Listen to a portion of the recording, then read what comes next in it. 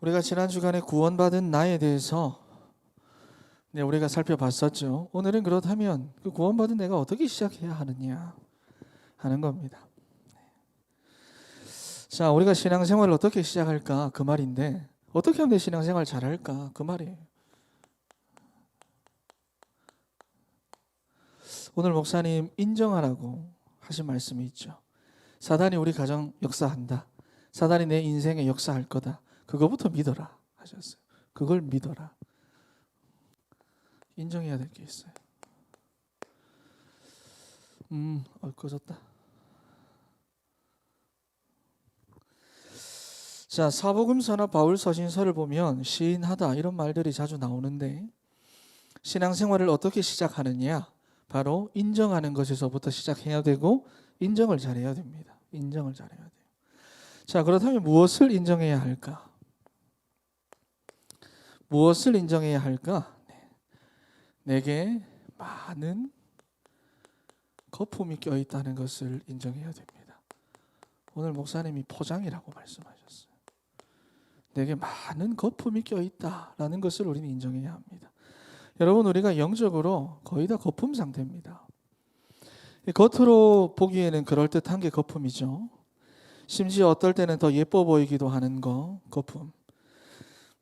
그런데 보면 실제로는 힘이 될 만한 내용은 하나도 없습니다.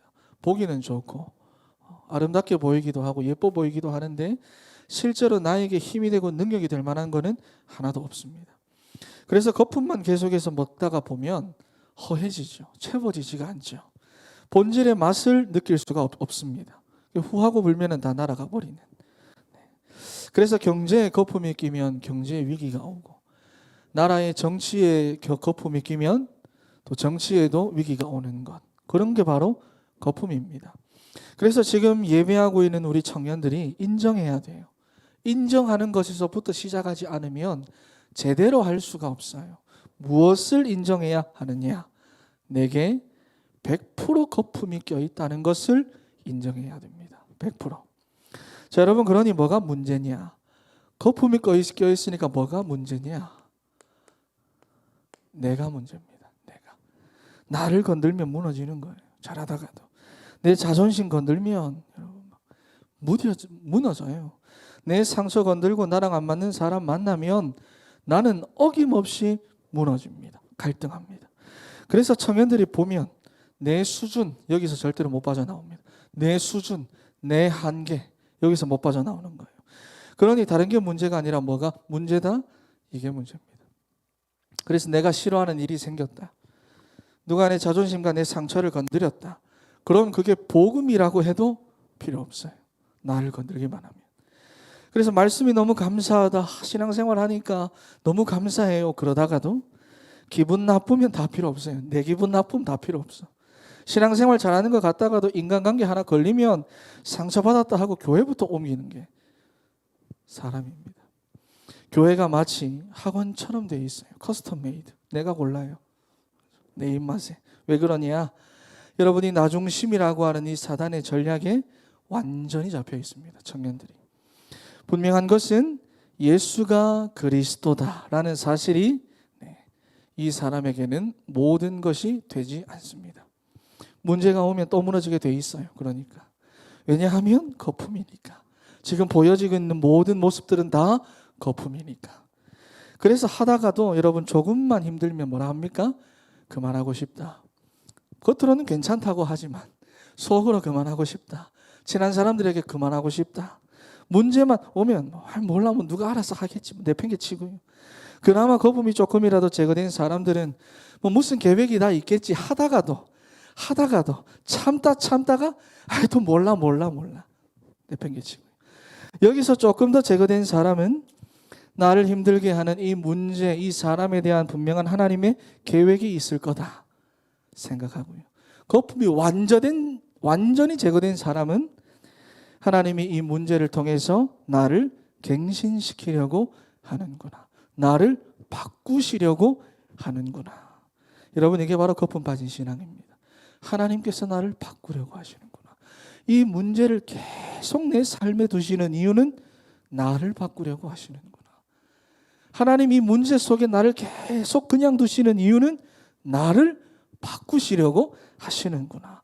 이게 제대로 신앙생활하는 거죠. 여러분, 올 한 해 동안 하나님께서 이루시는 새 일을 확인하게 될 건데, 그러기 위해서는 거품부터 빼야 됩니다. 거품부터. 네. 저는 PK라서 어렸을 때부터 많은 거품들이 있었어요. 거품 빼는 거 제일 힘듭니다. 거품부터 빼야 돼요. 여러분, 그런데 그러기 위해서는 하나님이 여러분들에게 약간의 문제를 주시긴 주셔야 돼요. 왜? 인정부터 해야 되니까. 문제를 주셔야 돼요. 그래야 인정을 할 수 있어요. 그래야 거품을 빼죠. 그런데 우리는 여러분 문제 자체를 싫어합니다. 그렇죠? 문제 자체를 싫어합니다. 네. 세계복음화, 하나님 나를 사용하여 주옵소서. 그러면 하나님께서 문제를 주시거든요. 노예로 보내시고 도망자로 보내시고. 그러면 우리는 문제 싫어합니다. 하나님 문제 없애주세요라고 기도합니다. 나 건들지 좀 마세요. 내 생각대로 내 계획대로 되어야 된다고 생각합니다. 하나님은 나를 바꾸어서 나를 갱신시키기 위해서 문제를 주시는 건데 정작 청년들은 그거 싫어합니다. 하나님 나 불편해서 싫어요. 하나님 나 힘든 거 싫어요. 이게 전부 다 뭐다? 거품이 낀 거예요. 거품이. 여러분 만약에 청년의 때에 이게 제거되지 않으면은 앞으로 제거하지 못합니다. 청년의 때가 아니면. 이거 제거 안 되고 결혼을 했다. 죄송하지만 영적 문제는 못 이깁니다. 못 이겨요. 나는 할 수 있을 거야 나중에. 아니요. 100% 장담하는데 못 이깁니다. 못 이깁니다. 이번에 정인이 양부모가 공교롭게도 둘 다 PK입니다. 아시죠? 사람이 어떻게 그럴 수가 있느냐. 법을 강화해야 한다. 세상은 그렇게 말하지만 여러분 법 강화해도 이런 일은 더 생길 거고요. 그리고 사람은 그럴 수 있습니다. 근본 문제를 통해서 보면 이해할 수 있어요. 이해할 수 있어요. 그 양부모들이 PK로 자라면서 여러분 신앙교육 안 받았을까요? 성경 공부, 양육 훈련 이거 전부 다 안 했을까요? 남들이 볼 때는 여러분 입양부모로 인정받고 칭찬받고 뭡니까? 전부 다 거품. 창세기 3장, 6장, 11장 나중심에서부터 못 빠져나온 거예요. 거품, 다 거품. 그래서 청년의 때에 그거 치유 안 되고 그 상태로 그대로 결혼을 해버리면 여러분 영적 문제 절대 못 이깁니다. 못 이겨요. 그러니 배우자 위해서 기도하지 말고. 우리 뭐 어디서 이상한 거 주들어 가지고 막 배우자 위해서 쫙 나열해가 기도. 제발 그렇게 기도하지 말고요. 누군가의 배우자가 될 여러분 자신을 두고 제대로 훈련받고 기도하세요. 어떤 목사님 저랑 비슷한 또래 목사님인데 조카하고 자기 누나하고 조카 결혼을 위해서 막 정해놓고 기도를 하는데 육신적인 기도 제목들 놓고 막 기도하는데 기도하다가 선을 딱 봤어요. 근데 자기가 기도한 대로 그 똑같은 사람이 나와서 그 선자리 나왔는 거예요. 너무 좋아가 기뻐가지고 응답이라고 막 대화를 나누는데 알고 보니까 이혼남이 결혼한번 갔다가 온 사람. 그래가지고 집에 와가지고 한다는 이야기. 엄마 우리가 그걸 놓고는 기도 안 했다. 그래 우리 다음부터는 총각 달라 기도하자. 그래가 옆에 있던 그 목사님이 기도하지 마라 그랬어요. 기도하지 마. 그런 기도하지 마. 여러분 기도는 그렇게 하는 거 아닙니다. 거품 빼고 복음이면 된다 그래놓고 복음이면 되고요. 그리고 그 다음에는요. 그러니까 여러분 할 말이 많지만 네 여러분 누군가의 배우자가 될 여러분 자신을 두고 제대로 훈련받고 기도하세요. 그래서 하나님이 우리에게 새 일을 행하시고 또 우리를 쓰시기 위해서는 이 거품이 제거되어야 하는데 하나님이 여러분들에게 문제를 줘가지고 그거를 드러나게 하시는 겁니다. 나랑 안 맞는 사람 만나게 하셔가지고 드러나게 하시고요. 나랑 안 맞는 사건을 주셔서 드러나게 하시는 거예요. 그러면 그때 여러분들은 응답이구나. 하나님께서 주시는 거구나. 인정해야 돼요. 인정해야 돼요. 그래서 거품 빼야 합니다. 거품 빼야 돼요. 여러분 그런데 이 거품이라고 하는 것 여러분에게 껴있는 이 거품이라고 하는 것을 조금 빼가지고 그 성분을 조사해보면 100% 뭐냐? 불신앙입니다. 왜? 나중심으로 시작된 거니까 100% 불신앙입니다. 그런데 여러분 이게 그냥 내 뭐 불신앙적인 생각이 들어왔다. 이게 문제가 아니라 사단이 어떤 전략을 사용하느냐. 이 불신앙을 완전히 일반화되게 만듭니다. 일반화. 사단이 아담과 하와를 줄 때 먹어 이렇게 한 게 아니에요. 너 먹어 협박한 게 아니라 여러분 그냥 뭐 강제로 입 벌려가지고 막 협박해서 먹이려고 했던 게 아니라 그냥 툭 던져준 거예요. 먹어도 되는 거야. 이거 너만 안 먹지 다 먹어.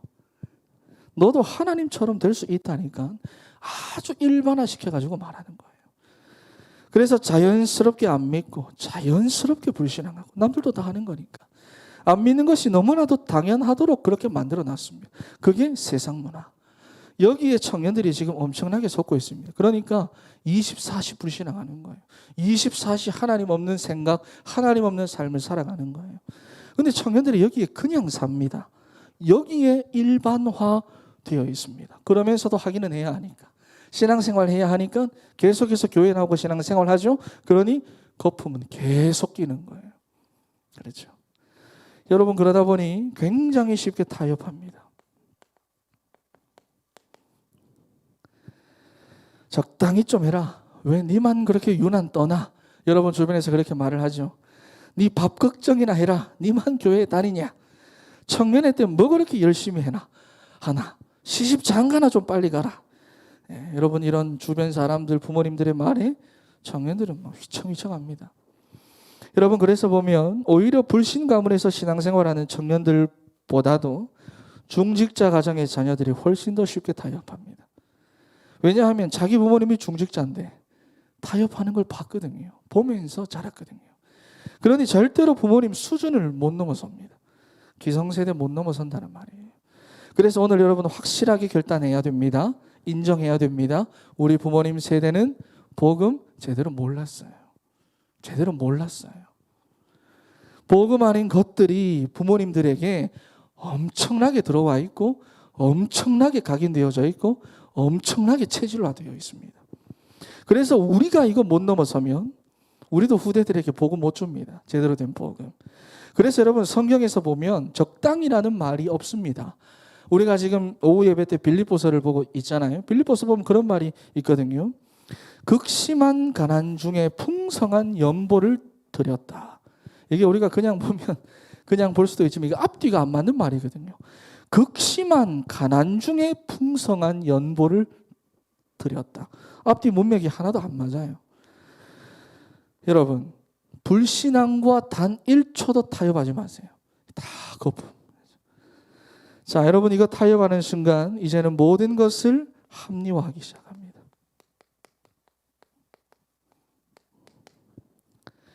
뭐 어쩔 수 없지 뭐 내 환경이 뭐 그럴 수밖에 없는데 나는 지금 돈 벌어야 하니까 나는 지금 직장 생활해야 하니까 공부해야 할 때고 또 몸이 또 안 좋으니까 모든 걸 다 합리화합니다. 그래서 여러분 불신앙은 반드시 영적 문제를 가져다 주고요. 반드시 내 한계와 내 수준에만 머물도록 합니다. 그래서 실제로 많은 청년들이 병들어 있어요. 만나서 대화를 해보면 다 포장되어 있고 거품만 껴있고 깊이 대화를 나눠보면 예수 믿는다는 청년들 가운데 우울증 굉장히 많이 있습니다. 여러분 그렇다면 청년들이 왜 이렇게 상처받고 병들고 흔들리고 자기 자신이 누구인지를 찾지 못하느냐. 네. 말했지만 거품만 잔뜩 껴있기 때문입니다. 나는 3대다 4대다. 네. 다 거품입니다. 저도 5대인데 거품입니다. 이거 여러분. 나는 예배 한 번도 안 빠졌다. 거품입니다. 이것도. 나는 이런저런 경험과 체험했다. 다 거품입니다. 과거의 것들. 그러니 어떻게 하면 이 거품을 제거할 수 있을까? 이 거품을 제거하고 새 일을 행하시는 하나님을 확인할 수가 있을까? 인정해야 됩니다. 뭐를 인정해야 하느냐?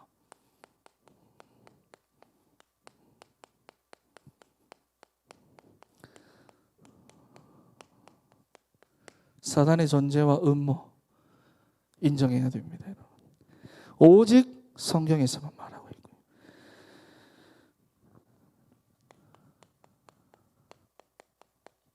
여러분 그래야 서론에 속지 않아요. 여기에. 분명히 세상과 종교는 악한 존재가 있다는 것을 압니다. 압니다. 하지만 그 정체에 대해서는 말하지 못해요. 왜? 사단이 자기 정체를 드러내겠습니까? 여러분, 하지만 그 정체와 음모와 목적에 대해서 다른 곳에서는 절대로 말하지 않지만 오직 성경에서만은 말하고 있습니다. 그것도 창세기 1장에서부터 계시록 22장까지 다 말하고 있습니다. 한 번도 빼놓지 않고 다 말하고 있습니다. 처음부터 끝까지 이 사단의 존재와 음모에 대해서 성경은 밝히고 있습니다. 여러분, 그런데 창세기 3장 15절에 보면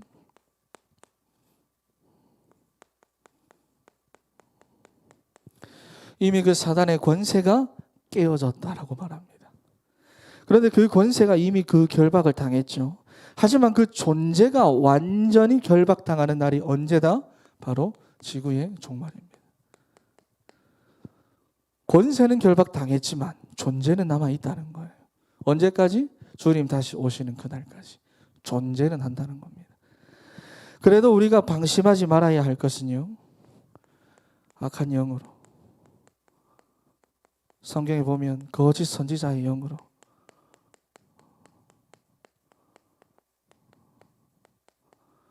귀신으로 역사한다고 말씀합니다. 이단의 영으로.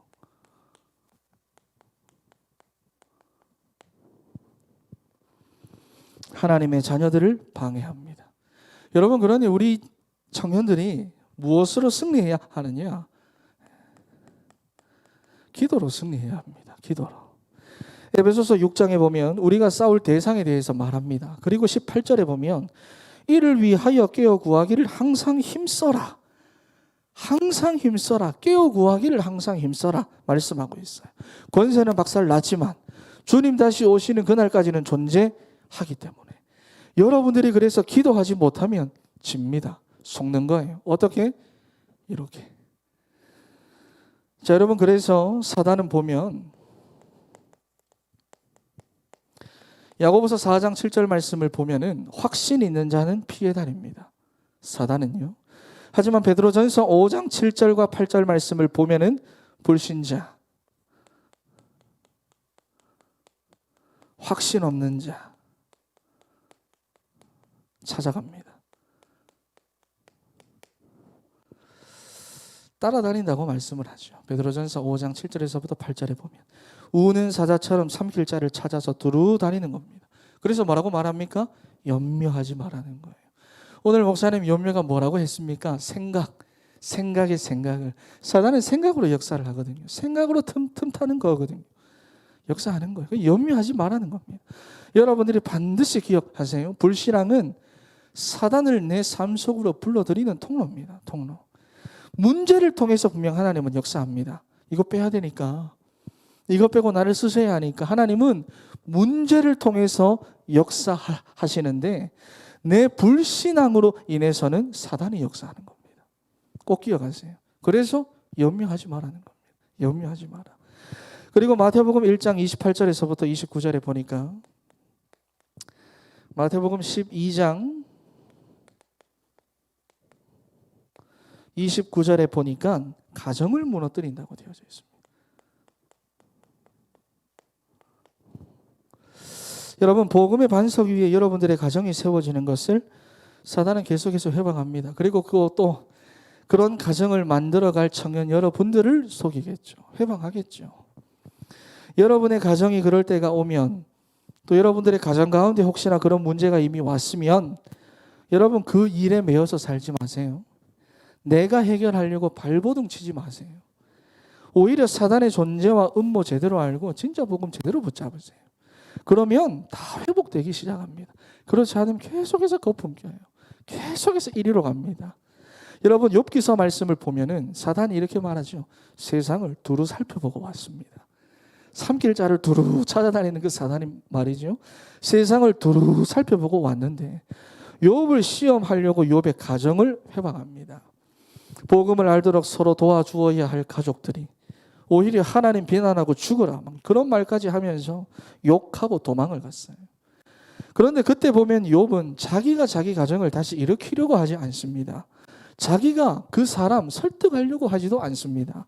오히려 하나님의 말씀을 통해서 진짜 언약을 붙잡았더니 다 회복이 되기 시작합니다. 여러분, 우리 인생의 진짜 회복과 치유 하나님께 있어요. 내게 있는 게 아니에요. 내게 있는 게 아니에요. 예수 그리스도입니다. 우리가 그 하나님을 만나고 구하고 찾는 방법, 예수 그리스도입니다. 그래서 지금까지 껴있던 모든 거품 다 빼고, 사단이 정말로 잘 활용하는 그 거품들 다 걷어내고 진짜 복음을 붙잡는 우리 진천의 청년들이 되기를 바랍니다. 그리고 우상 숭배입니다. 자, 지금 사단의 존재와 음모에 대해서 말하는데 한 번쯤은 괜찮지 않을까? 마태복음 12장 44절, 여기 보면 44절 말씀에 보면 우상 숭배를 하거나 한 번을 허용하게 되면 7배나 증가한다고 말합니다. 7배 증가. 대단하죠? 자, 여러분, 그런데 7은 성경에서 완전수입니다. 무슨 말이냐? 거기에 완전히 잡힌다는 말이에요. 한번 허용하게 되면 완전히 잡힌다는 말이에요. 그래서 각종 질병들, 여러분, 영적인 질병들, 정신적인 질병들, 육신적인 질병들, 여기에 완전히 잡힙니다. 사단이 가져다 주는 거예요. 얼마 전에 30대 엄마가 딸 2명 흉기로 찔러 죽이고, 생각을 한번 해봤거든요. 엄마가 어린 딸내미 둘이를 흉기로 찔러 죽이고, 그렇죠? 그리고 또 그 자기 엄마에게, 그러니까 이 아이들의 외할머니한테 자기를 또 찌르라고 하고, 그리고 또 그 외할머니는 스스로 자기를 또 찔러서 자살하려고. 근데 그 외할머니만 살아남았거든요.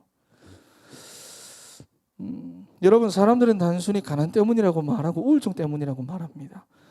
여러분, 그런데 그럼 되는 겁니까? 아니잖아요. 정상 아니잖아요. 하나님을 떠나서 온 영적 문제예요.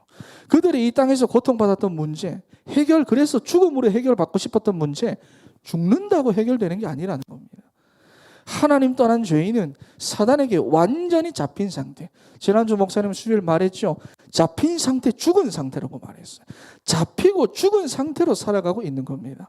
지금 여러분들이 살고 있는 이 세상이 여러분 이렇게 사단에게 완전히 장악되어 있고 잡힌 상태로 있는데, 여러분들이 이거를 보고 확인할 수 있어야 됩니다. 지금 내가 이런 상태일 수도 있고, 우리 가정이, 우리 부모님들이, 내 직장에 있는 모든 사람들이 이렇다는 것을 인정해야 됩니다. 거기서부터 시작되는 거예요. 제대로. 여러분, 6번째입니다.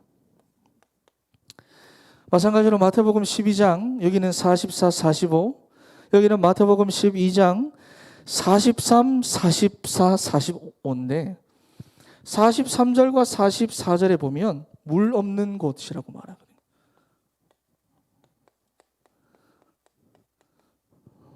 그리고 쉴 만한 곳, 사단은 이런 곳을 찾습니다. 우리가 찾는 게 아니고 사단이. 물 없는 곳, 쉴 만한 곳. 무슨 말이냐? 영적으로 나태한 자, 영적으로 허탈한 자. 해봤는데 영적으로 너무 허무하다, 아무것도 없더라. 공허한 자, 허무한 자, 하나님 말씀에 아무런 감동이 없는 자, 말씀을 듣기는 듣는데 아무런 감동이 없는 사람들. 그래서 가는 곳마다 불평하고 갈등하고 원망하는 사람들, 사단은 이런 사람들 찾아갑니다. 여러분, 찾아가요. 특히나 45절에 보면 뭐를 말하느냐? 빈집을 노린다고 말씀합니다. 여러분, 빈집이 뭐죠? 교회는 다니지만 생명 없는 자, 교회는 다니지만 성령 없는 자, 다시 말해서 종교인들 노립니다. 여러분. 그래서 사단은 예배하는 거, 기도하는 거, 전도하는 거, 하나님 말씀 언약으로 붙잡는 거 굉장히 싫어합니다. 그래서 여러분이 기도라고 하는 것을 모를 때는 손해보게 되어 있지만, 여러분이 기도가 무엇인지를 제대로 알면 승리하게 되어 있습니다. 승리하게 되어 있어요. 특히나 사단이 제일 싫어하는 거 예배입니다. 여러분, 예배. 복음이 선포되는 예배. 그리고 그 말씀을 붙잡고 일주일 동안 내 삶으로 산 제사를 드리는 예배. 사단은 예배 가장 싫어합니다. 그래서 우리 청년들이 3가지 상태를 늘 기억해야 됩니다.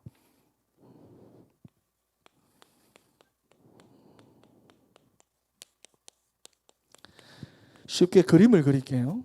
아시는 그림입니다.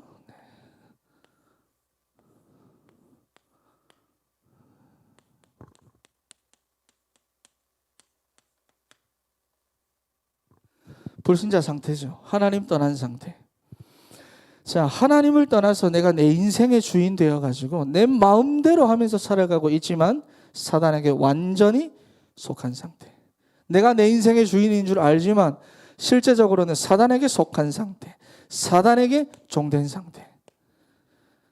두 번째, 육에 속한 상태입니다. 구원은 받았습니다. 하나님의 은혜로 구원은 받았는데, 그러니까 사단은 쫓겨나가죠. 하지만 내가 내 인생의 주인입니다. 여전히 창세기 3장, 6장, 11장의 함정에 빠져있는 육에 속한 상태. 대다수가 여기입니다. 나는 그 밑 더 좋은 것일 거예요. 아닙니다. 대다수가 여기입니다, 여러분. 거의 대다수가 여기입니다. 거품 빼고 보세요. 여기입니다. 여전히 내가 주인 되어 있어요. 내가. 그러니 예수는 믿는데 사는 것은 내 마음대로. 구하는 것도 내 마음대로. 하나님께 기도하는 것도 내가 원하는 대로. 그러니 응답도 내 마음대로, 내 계획대로, 내 생각대로. 믿기는 믿는데 주인이 여전히 내가 주인이라는 겁니다. 신앙생활 잘하는 것처럼 보이는데 전부 다 거품되어 있고 포장되어 있는 겁니다. 그러니 여러분, 사단과는 분명히 상관이 없지만 사단에게 공격받고, 여러분 주인이 누구냐에 따라서 다른 거예요. 사단에게 공격받고 사단에게 속고 사단의 흐름을 따라가는 겁니다. 주인이 나니까. 마지막 세 번째로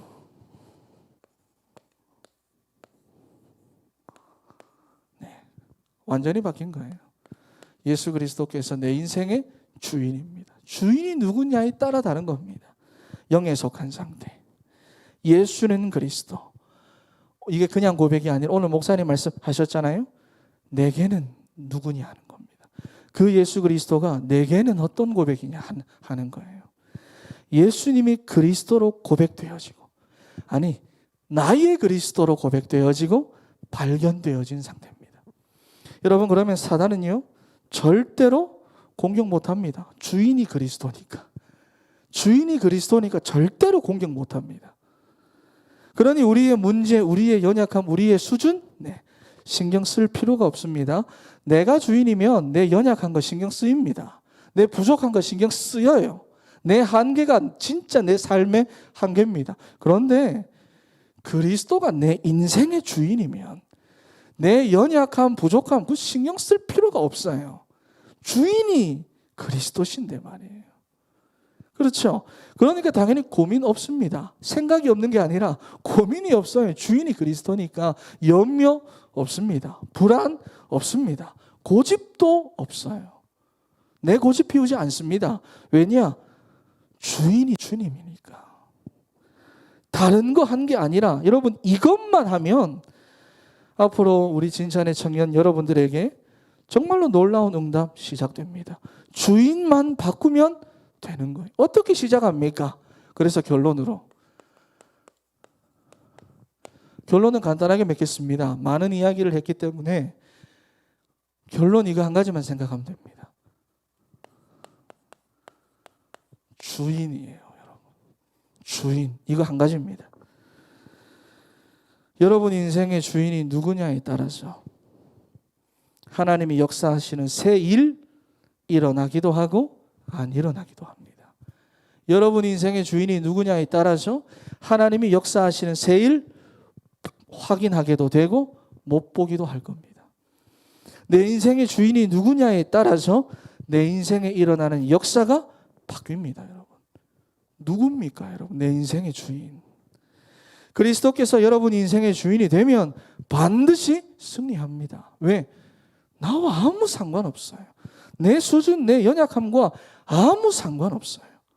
거품이 낄 수가 없습니다. 포장하며 힘들게 스트레스 받으며 안 살아도 돼요, 여러분. 그렇죠? 여러분, 흑암의 세력이 무서워하는 것, 이 사단의 존재, 사단의 이 흑암의 세력이 무서워하는 것, 그리스도만 무서워합니다. 그리스도만. 그래서 여러분들이 그리스도를 제대로 알아야 하고 그리스도를 인생의 주인으로 모시고 시작하면 됩니다. 그러면 반드시 증거가 일어나게 되어 있고 여러분들은 증인으로 사는 겁니다. 한 가지, 주인이 누구냐 하는 겁니다. 어떻게 시작하느냐? 주인이 누구냐에서부터 시작합니다. 내가 신앙생활을 어떻게 잘합니까? 내 인생의 주인이 누구냐에 따라서 달라지는 겁니다. 어떻게 응답받습니까? 주인이 누구냐에 따라서 응답이 달라지는 거예요. 내가 어떻게 인도를 받습니까?